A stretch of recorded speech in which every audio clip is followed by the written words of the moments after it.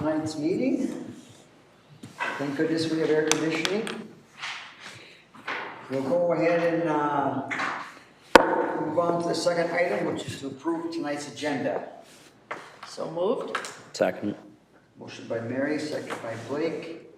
All those in favor signify by saying aye. Aye. Opposed, same sign. Agenda is approved. Move on to item number 3, approve consent calendar, which is the minutes of our last meeting, August 8th, and payment of bills. Moved. Second. Motion by Mary, second by Blake. All those in favor signify by saying aye. Aye. Opposed, same sign. Motion carried. Move on to item number 4, presentation of the 2022 audit and financial statement by Dean Berkman, CPA of Carlson, SV. Well, thank you, Mayor. Good evening, everyone. Good to be here tonight to run through the 2022 audit. And Gerald was kind enough to give me an hour tonight. So, and nobody would want to be outside on a night like this anyway, would we? They know me better than that. Oh, they know you better? Actually, I'm gonna keep it a little shorter than an hour. So, but anyway, I'm just gonna run through the 2022 audit. And does everyone have a copy of the audit report? It's the blue book there. I'm just gonna cite some page numbers, and we'll just do it that way and run through the report here. So, if you guys want to turn to page 1. Page 1 is the independent auditor's report, and after we get done with the audit, doing all of our steps, all of our procedures, we have to issue a report on the audit. And this report is, it's the very top part of the page here. And if you look at that portion where it says, it's kind of a table format, summary of opinions, where it says type of opinion, all of those are unmodified, which is, in our business, that's the best opinion that we can give, is an unmodified opinion. There's one opinion unit, the governmental activities, that is a qualified opinion. And what that means is it's qualified because the Fire Relief Association does not have an actuarial valuation. And according to the accounting standards, in order to be in accordance with those standards, that would have to be done. And because of that is why it's qualified. And in our business, that is not uncommon. Many of our cities choose not to do that. And really, it's often a cost-benefit issue. They tend to be, can be costly, and but anyway, just wanted to, bring that to your attention, and that it's not uncommon, and for that to be, for the opinion to be qualified. So, okay, if you want to turn to page, we're going to look at the numbers just real quick. I'm not going to go too deep into those. We spend a lot of time with the numbers during the audit, but page 20 is, this is a summary of the governmental funds. The city has 2 types of funds. You have governmental funds, and then you have enterprise funds. And these governmental funds, it's the only thing I would point out is the very bottom of the page. That bottom line is the fund balances of the city, and as you can see, if you look at the fund, which is the top heading there, and that very bottom number is the overall fund balance for those individual funds. And as you can see by kind of looking at those funds, the funds are in good shape, and yeah, just in good financial conditions. So, and again, there's a lot of activity there, all of the revenues, all of the expenditures, and there's a lot of numbers. So we'll just focus on those fund balances. So, Okay, if you want to turn to page 23, we'll just do the same thing. And this is the city's, what we call proprietary funds, enterprise funds. This is the light, the electricity, the water, the sewer, and the community center. And these funds tend to operate, they should be able to kind of make it on their own without property taxes, without state aids and things like that. They should make it on what they charge for water, sewer, and those type of things. And again, we'll look, if you look at that very bottom number, the total net position, and that's really the equity of each individual fund. And as you look across, you can see that those fund balance or the net position, that equity is in good positions. So the financial statements are in good shape and in a good strong balance sheet position. So. Okay, we're going to jump ahead quite a ways here. We're going to turn to page 83, and as part of our audit, we're required to look at the city's internal controls, and in connection with that, we just have a couple findings, 3 findings related to internal controls, and first one on page 83 is it's a segregation of duties. And really, every transaction of the city ideally should have 2 sets of eyes on them. And with the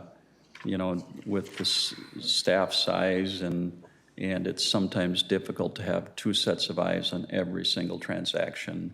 And so we report that the barometer is the ideal segregation of duties, and so that's what that is related to. What it doesn't mean, it does not mean the city does not have internal controls. The city has very good internal controls. It's just that ideal segregation of duties is the barometer there. So, and in our business, most of our audit clients, it's probably a 95% finding rate. So it's very, very common. So, okay, the next page is on page 84. This is also an internal control finding, and this is preparation of the financial statements and related footnotes. We prepare the audit report and the footnotes, and if we do that, we're required to report that as an internal control finding. And we have measures in place to overcome it would be an independence issue. We pass along the draft report to the city to review and approve, and that's all part of that control process. So again, in our business, that's about a 95% finding rate, so very common. And the last one on page 85 is it's material audit adjustments. And this is mostly related to what's called the government-wide financial statements, where we record adjustments to really convert your governmental funds from fund accounting to full accrual accounting. And they're required statements, and we have to make those adjustments. Again, in our business, it's 95% finding. All 3 of these findings are very common in our audit business. So The difference between, you said fund accrual, you use the word fund and then you use the word accrual, is that what you said? yeah, your governmental funds are the way the city's accounting for the most part. You're accounting on the fund basis, and when you convert to that full accrual basis, the fund accounting typically does not include the long-term assets and the long-term liabilities and some of those other items. Fund accounting is all based on budgets within a year, and but we make these conversion entries to convert those to full accrual. And again, most of our cities do the same thing. So, okay, that's a run through the report. We also issue a separate letter. Do you guys have that one? It's titled Communication to Those Charged with Governance. And this is a required letter. You guys have it? Check in the front there. Yeah, it's not in the report. It would be a loose letter, so. Got it?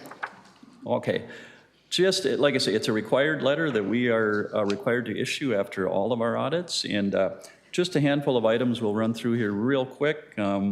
If you look at the bottom of the first page, it's the first item there is difficulties in performing the audit. We did not have any difficulties in performing the audit. Quite the opposite. Tara, her team, Gerald, everyone is very helpful and makes the audit go quite well. So the next page, top item there is corrected and uncorrected misstatements. At the end of the audit, we have audit adjustments, and we pass those along to Tara, and in turn, she posts those adjustments into the city books, so the city records agree with the audit report, and that's a really, really important step, and that is done. And next item is disagreements with management. We did not have any disagreements with management. I always say that's our take on it. Management might have a different take, but no, we did not have any disagreements with management. We have to report that. Next item is management representations. I talked earlier about we issue a draft report to the city. The city reviews that report. If they find something that needs to be fixed, then we fix it, and the city signs a letter after reviewing that report. It's called a management rep letter. And that report is dated July 20th, and that's the date of all of our audit reports in this report. And the last item there is management consultations with other independent accountants. This would be if the city talked to another auditing firm and might inquire about how something is treated, and maybe to a different liking than how we treat it. We call that opinion shopping in the auditing business, and we are not aware of that. And if we were, we would have to report that as well. So with that, takes care of what I had, and again, the audit went well, and Tara and her team, we asked for a lot of stuff, and it's a lot of paperwork and a lot of things, and the city's got has a lot of things going on, and so we thank Tara and the team and Gerald for that. And so with that, if anyone has any questions about the audit or the financials, I'd be happy to. When does the process start? When do you first start asking questions and doing all the paperwork? When does the auditing process start? Typically, it starts probably in December is when we start to get the planning documents out. And so that's mainly just the planning, and then we'll pick out a date, try to get something on the calendar. And then, and I think, we were here in March, does that sound right? Yeah. So then, then there's kind of three phases. The planning phase, that's usually the December type work. And then the audit fieldwork phase, that's the March work. And then after that, the third phase would be putting the report together and finishing up the file and all those type of things. So And the fourth phase during the final meeting night that you're going to look at, right? Right here? Yeah, this is the fourth and last phase. Yep. So. Thank you. You bet. Thank you, guys. I think, Mr. Mayor, if we could get a motion to accept the 2021 report. All right. A motion from Mayor Joe to accept the audit report as presented. Second. Second by Blake. Any further discussion on that? Hearing none, all those in favor signify by saying aye. Aye. Aye. Opposed, same sign. Okay. If I could, I just want to thank Tara for all the work that she does on that. There's a ton of correspondence going back and forth. Lots of information and lots of information I want to, so Yeah. she responds to all of it. So thank you.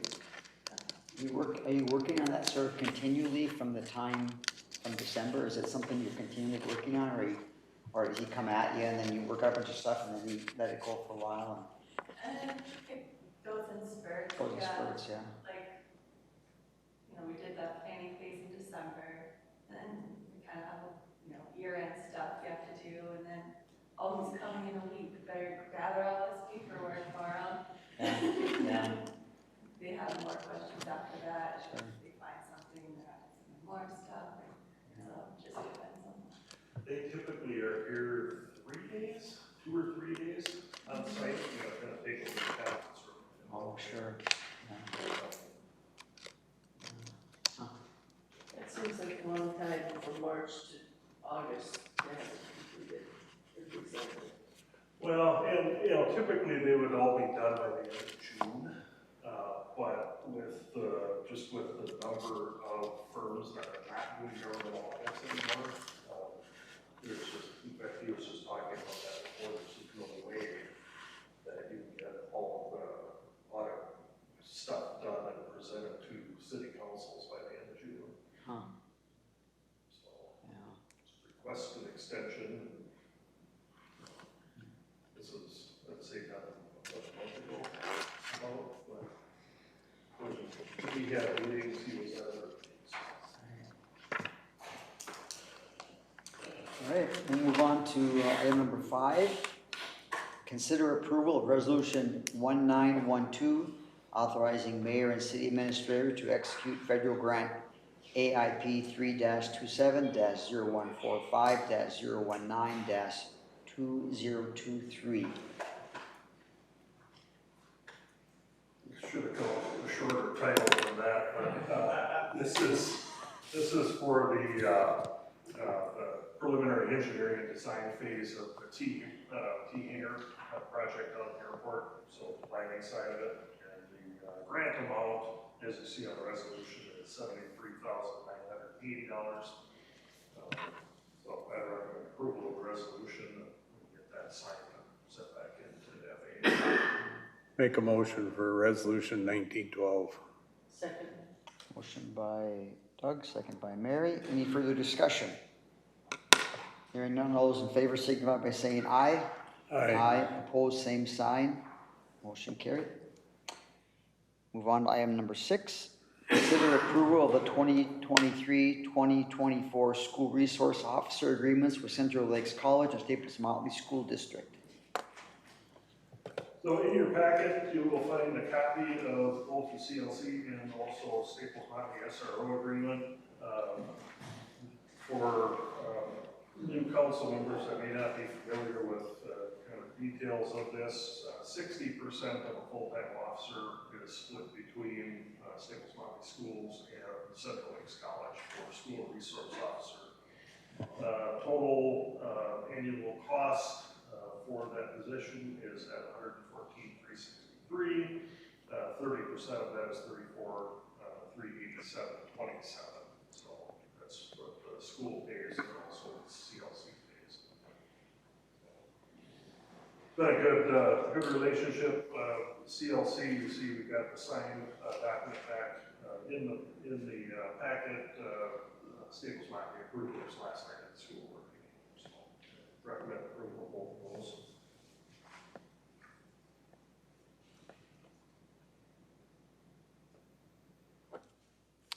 Entertain a motion. Make a motion to approve this. Second. Motion by Doug, second by Blake. Any further discussion on the SRO? Hearing none, all those in favor, signify by Aye. saying aye. Aye. Aye. Opposed, same sign. Motion carried. That brings us to item number 7, which is committee reports, and we'll start with Parks and Recreation Advisory Board. So Parks and Rec met on August 8th at 5:15. Nelson handed out a printout of estimate cost of what it would be to make improvements at the center.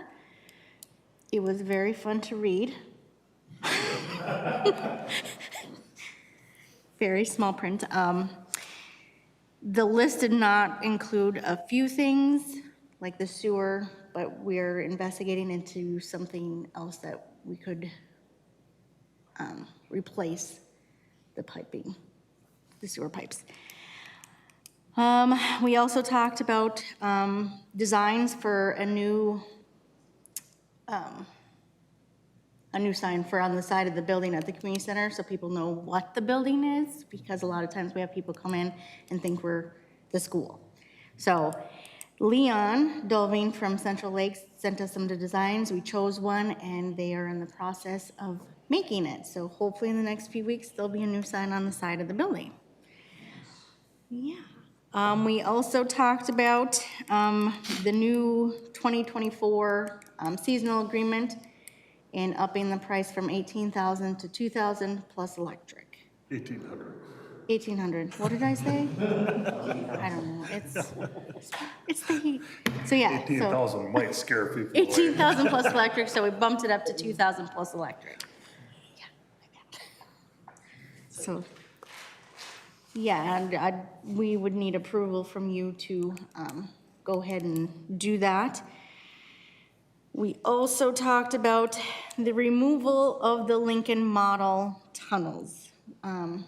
In the last, since I was a kid, there's been nothing but problems with those tunnels. We had a kid a couple weeks ago cut his foot on some glass that was in the tunnel.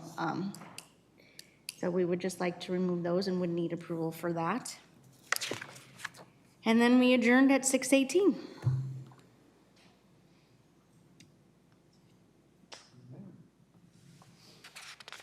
Any questions for Lacey? Thanks, Lacey. But we do have an action item that we need to. So could I ask her a question? Sure.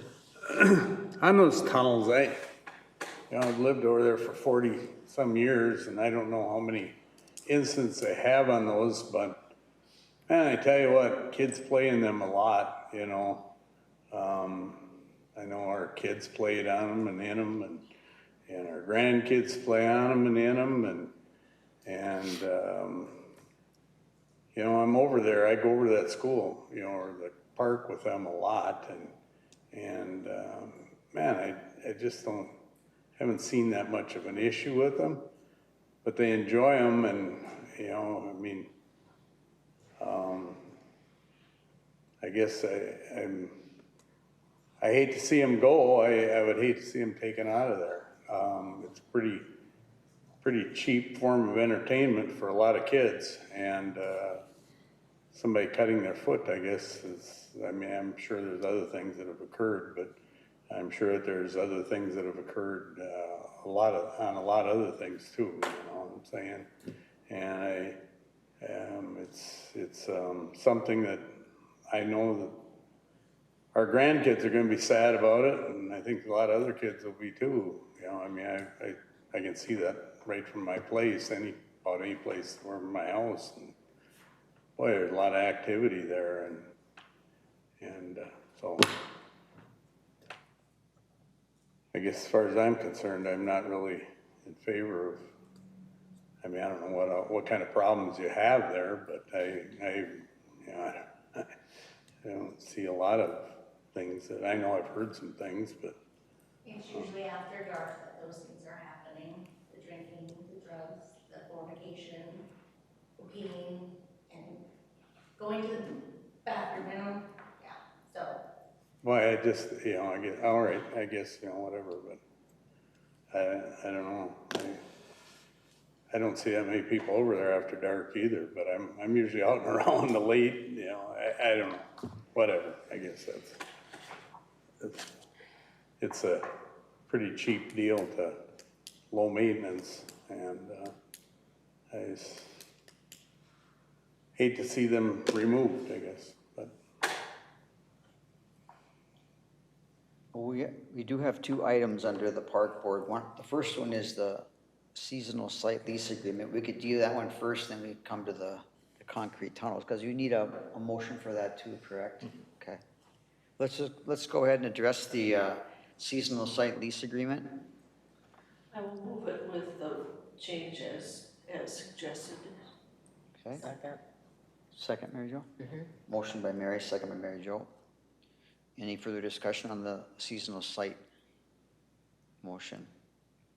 Hearing none, all those in favor signify by saying aye. Aye. Opposed, same sign.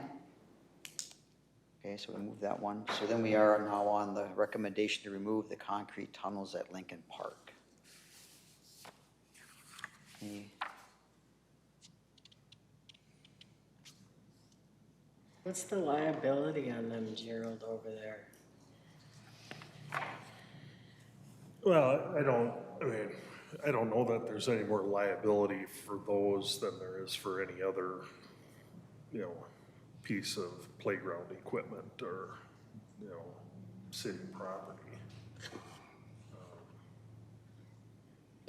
Did the recommendation for removal come from, did it come just, Lacey, was that something that you guys had talked about a lot, or did it come from some Well, other source? it's been a topic that's come up a few times, in the time I've been city administrator. But Okay. it's not an ongoing topic.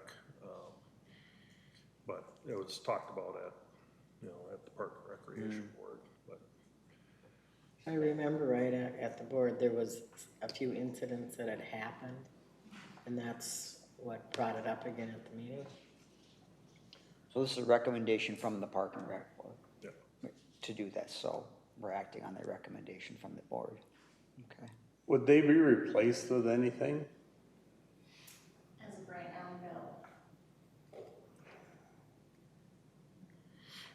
I guess, I live right in the area, I spent a lot of time there, my kids did, my grandkids do still, and that's the first place they head is to those, when I was training my police dog, I utilized those tunnels for searches and that kind of stuff. They've been there for all the years that I've been there.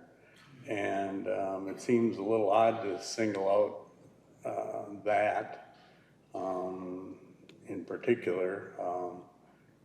I'm gonna say that I've been in and out of those tunnels and around. I've never, there might be some trash or something, but I just never seen where, anything that is, and glass can be anywhere, you walk on the street, you walk on the sidewalk, there's glass broken. You gotta be, it just seems a little drastic to just But decide if that. there's kids that are getting hurt on them, we don't want that either. And I think it looks like the committee really discussed it and made the recommendation, and I will move the recommendation forward.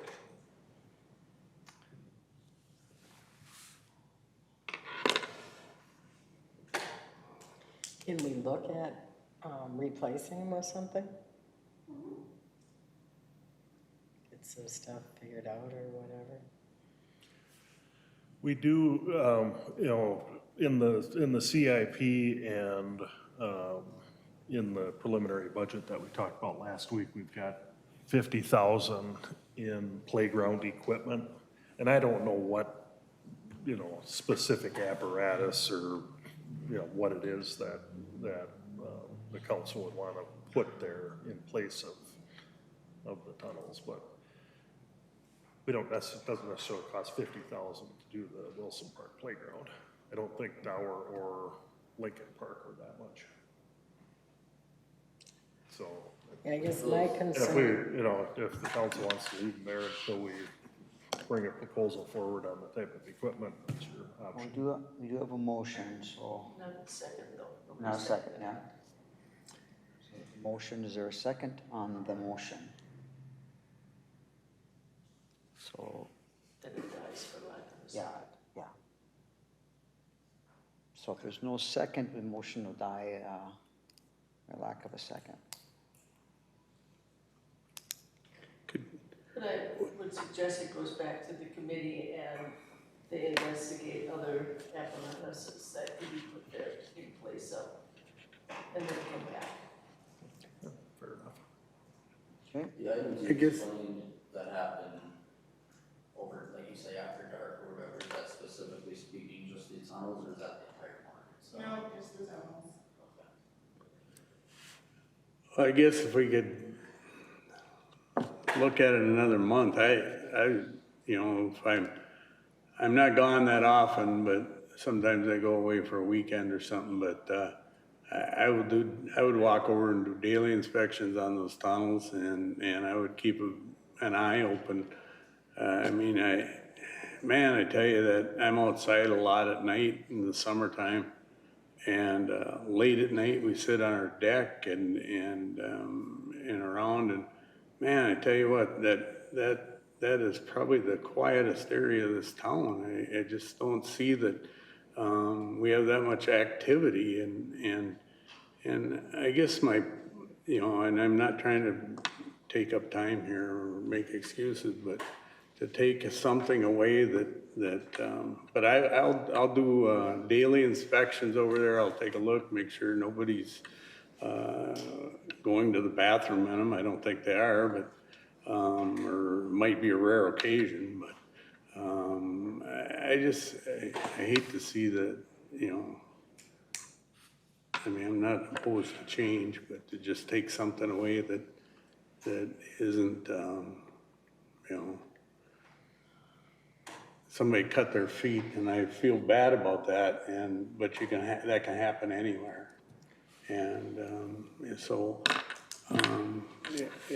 I'll monitor it during the time, and they can look at it through the meeting, and we'll see if we can, you know, so. board can bring it back then to us after you guys discuss our action on that. Okay. All right, we'll move on to planning and zoning. Planning, let me get to the minutes here. It seems like a long time ago now that we had planning and zoning, but we met Tuesday, August 15th. Had lots of elections on that night, with the resignation of Bruce Drone from the Planning and Zoning Commission. Bruce was the chair, had an election for the new Planning and Zoning chair, and Doug was elected as the chair, opening up the vice chair position that Doug previously held, and Phil Lindeman was elected as the vice chair. Bruce Drone, as the Planning and Zoning, was also the Planning and Zoning rep to the Board of Adjustment and Appeals.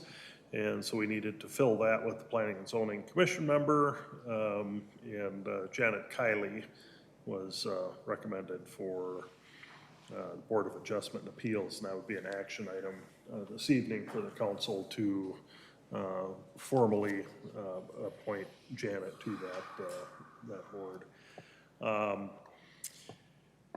Also had a bit of discussion on when we should meet. For many, many years, Planning and Zoning met the third Monday of each month, and then that was changed. I don't know, what was it, Doug, maybe 4 or 5 years ago? 4 years ago?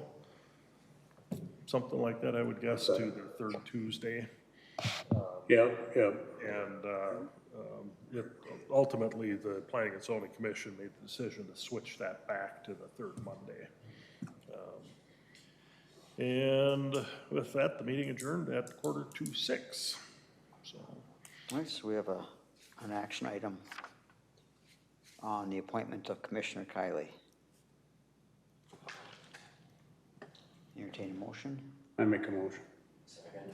Motion by Doug, second by Blake, to approve the appointment of Commissioner Kiley to the Board of Adjustment and Appeals. Is there any further discussion on that? Hearing none, all those in favor signify by saying aye. Aye. Opposed, same sign. Motion carried. That brings us to open forum. I have one action next. Staples Chamber, just a huge thank you for Railroad Days. The weekend was a huge success. Kind of today, going outside reminded me of being down there on Saturday. We had a couple hiccups, and the city staff really stepped up to the plate to get us through that and made changes in real time. So I just want to thank everyone, Gerald, Tara, Melissa, Lacey, Scott, Missy, everybody really. I mean, Parks and Rec came out for us, and everybody kind of pulled it together. The fire department got those barrels filled, got those tents up, got everything taken care of. Mark your calendars, August 17th, 2024. So you are all down there to volunteer. That is the linchpin for us right now, is getting enough volunteers to pull off this event.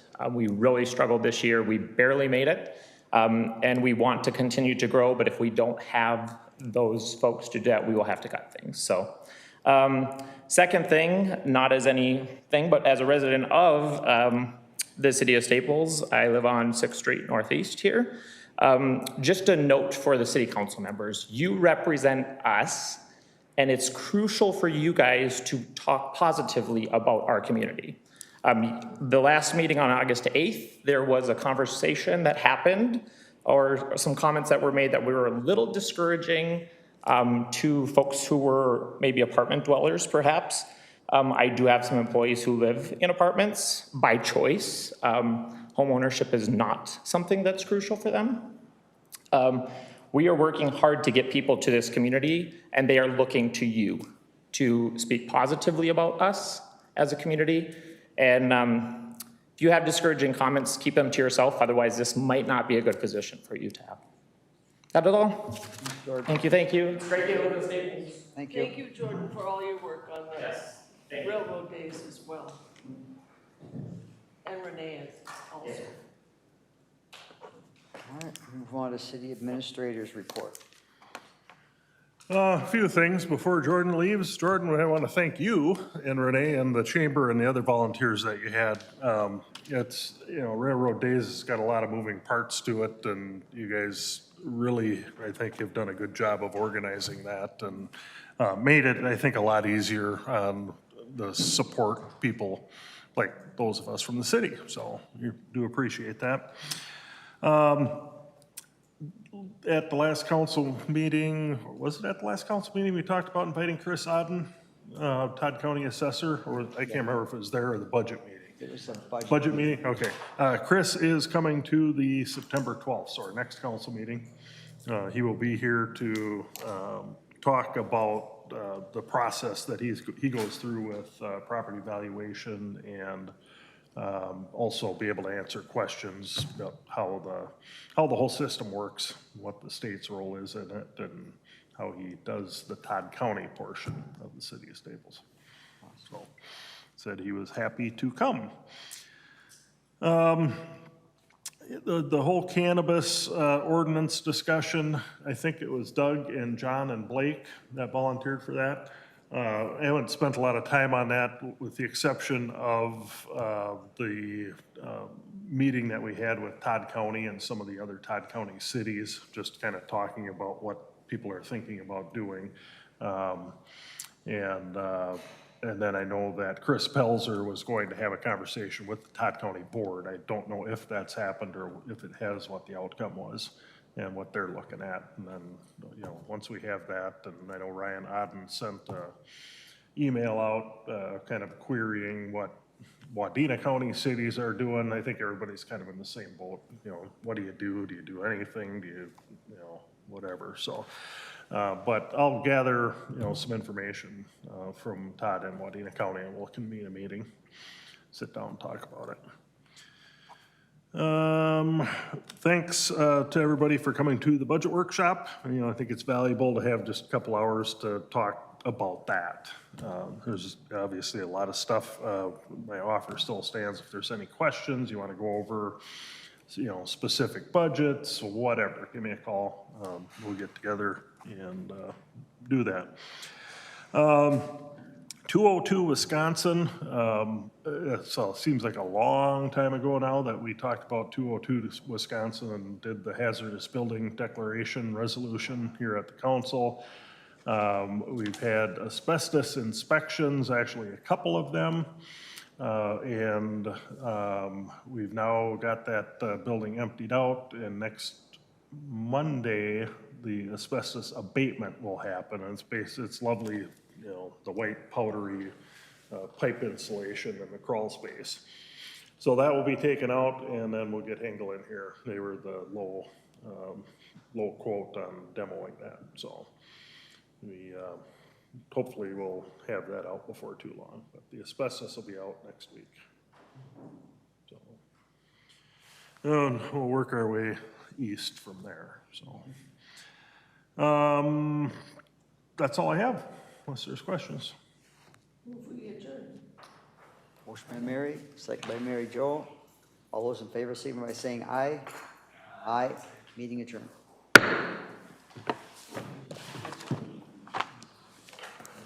Wait, are you gonna be able to work that out?